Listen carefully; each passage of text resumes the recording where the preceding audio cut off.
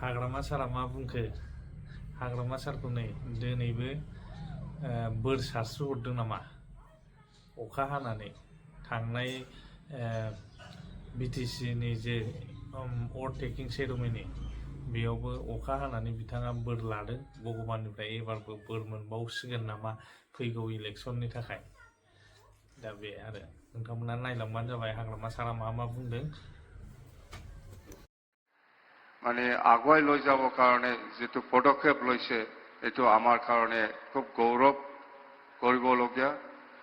তো আজি আমি সঁচাকৈ বহুত মনত ভাল লাগিছে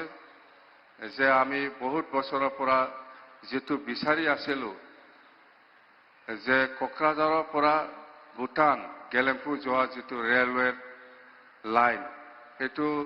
কেইদিনমান পিছতে মানে হেতু ভূমি পূজন এটো হবলৈ গৈ আছে আৰু আমি ভাবো প্ৰাইম মিনিষ্টাৰ নৰেন্দ্ৰ মোদী ডাঙৰীয়াই আমাৰ যেটো ইণ্ডো ভূটান যেটো নেশনেল হাইৱে হেতু যদি আৰু কৰি দিয়ে তেতিয়াহলে আমাৰ যেটো ভাৰত আৰু ভূটানৰ যেটো বাণিজ্য বা যিকোনো টুৰিজম যিকোনো সাইডত বহুত আৰু আগুৱাই লৈ যাব পাৰিব বা উন্নতি হ'ব বুলি আমাৰ এটা বিশ্বাস এই কাৰণে আমি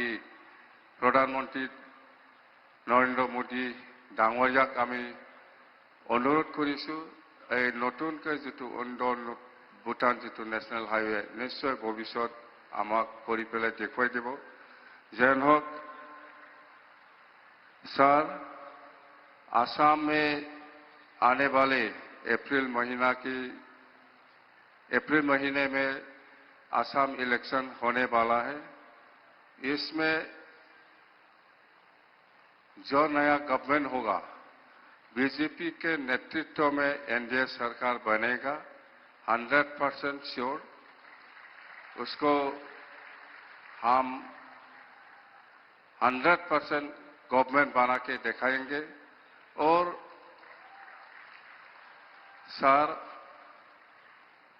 पूरा दुनिया में पूरा भारतवर्ष की सभी लोग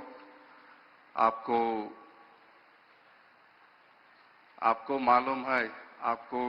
सभी बहुत दिलदार आदमी है बल्कि सबकी मालूम है तो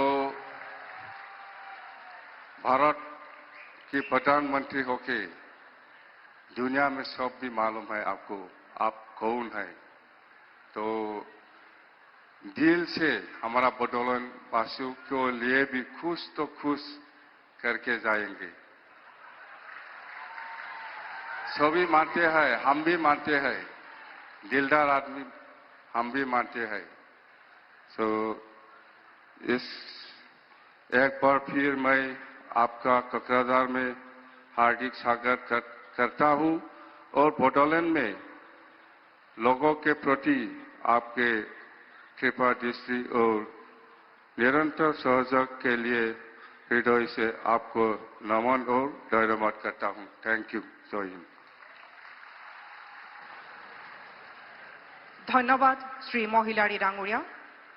असम के माननीय मुख्यमंत्री डॉक्टर हिमंत बिश्व शर्मा जी ने राज्य में विकास को नया आयाम भारतर प्रधानमंत्री नरेंद्र मोदी डांगरिया कोकराझारলৈ আহি আপোনালোকক সম্বোধন কৰাৰ কথা আছিল কিন্তু বতৰৰ প্ৰতিকূলতাৰ বাবে তেখেত কোকৰাঝাৰলৈ আহিব নোৱাৰিলে যদিও গুৱাহাটীৰ পৰাই তেখেতে আপোনালোকক সম্বোধন কৰিব